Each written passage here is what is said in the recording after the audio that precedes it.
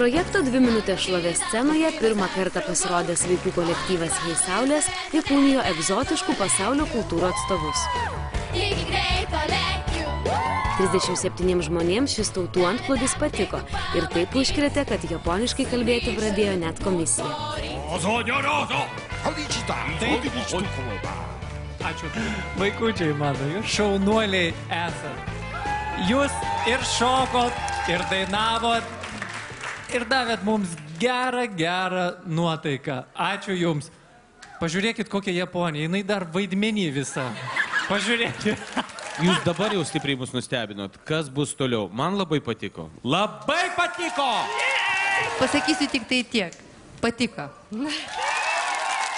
Aišku, kad patiko, labai šilta, faina. Ir vienas iš tų atvejų, kai vaikai nėra banalu. Ačiū Jums. Patinka. 4 patinka iš publikos. Absoliutus komisijos palaiminimas ir šį vakarą Hei Saulės dar kartą bandys pavergti komisijos ir jūsų žiūrovai širdis. Žinot, kas yra parakas? Jo, tai. Tai, kas eina Algio Ramanauskui iš ausų, kada jam labai patinka. Tai padarykite taip, kad taip ir vyktų jūsų scena.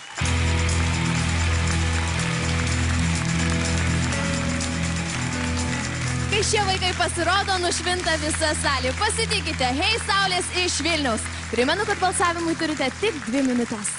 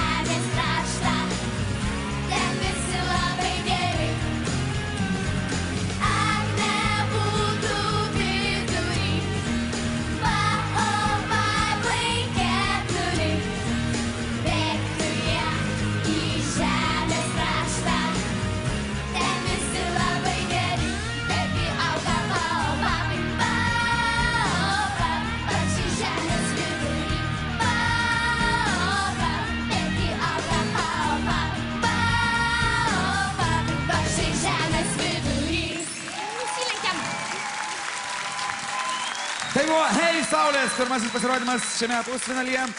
Beje, girdėjau šios grupės vadovės paskutinius žodžius prieš einant mergaitėm į sceną. Sakė, kad išeitumėt ir žaibas iš užpakalio trenktų.